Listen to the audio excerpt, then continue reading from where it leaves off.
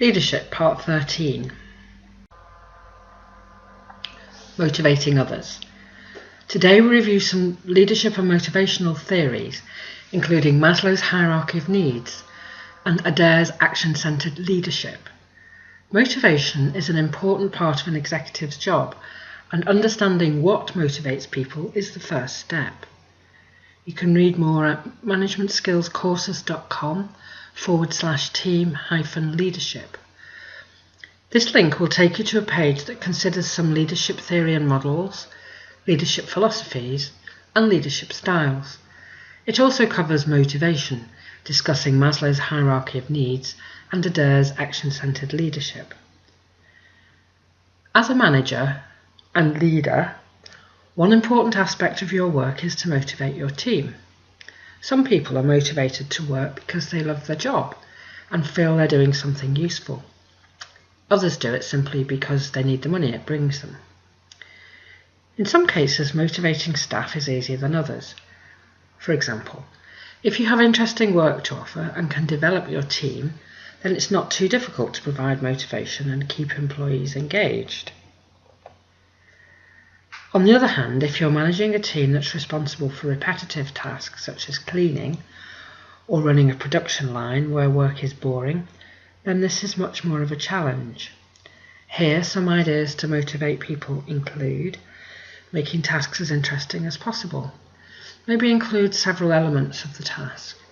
Rotate tasks so staff are not doing the same thing all day every day. Set goals and offer rewards.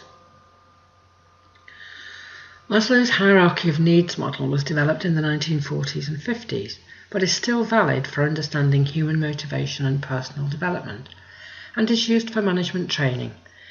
Maslow says that employers are responsible for providing a workplace environment that enables employees to fulfill their potential. He says that people have levels of need which have to be satisfied in order, starting from the bottom with biological basic needs and moving up towards self-actualization.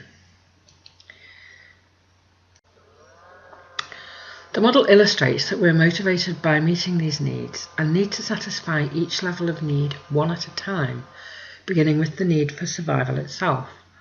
Once the basic needs of physical and emotional well-being are met, we turn our attention to higher order needs of influence and personal development. Conversely, and importantly, if the basic needs are not met, we are not motivated by the higher order needs. In Maslow's hierarchy, the needs include Level 1, biological and physiological needs such as food and drink, warmth and shelter. Level 2, safety needs such as protection from the elements, security, law and order. Level 3, social, belongingness and love needs such as work and family groups, affection and relationships. Level 4, esteem needs such as self-esteem and achievement, status and prestige, such as managerial responsibility. And Level 5, self-actualization needs, such as realizing personal potential and seeking personal growth. Some examples of how this work would be: an employee will not be motivated by a better office, Level 4, when their basic salary is not enough to pay the family bills, Level 1. A team member is unlikely to achieve a performance target, Level 4, when they are experiencing personal problems, Level 3. An employee will not be an effective team member, Level 3, when they've lost their home because they didn't meet mortgage payments, Level 1 or 2. Maslow's theory is a useful model to help us understand, explain and manage human behaviour. It proposes that once a need is met, a person moves to the next level. And this is often the case, although analysing people and motivation is a complex task. Everyone is different and has different motivations. So while it provides a simple illustration of how people move up and down the hierarchy depending on their situation, most people's motivation at a point in time will include components of all the motivational drivers. Some examples of how this works are: someone who is a self-actualizer at Level 5 is still motivated to eat, Level 1, and develop relationships, level 3. Someone who is homeless will mainly concentrate on finding food, level 1, and shelter, level 2, but may also be motivated by social interactions, which are level 3, and their friends' perception of them, level 4. Maslow's theories illustrate the challenge employers face to provide meaning and purpose to their employees' lives.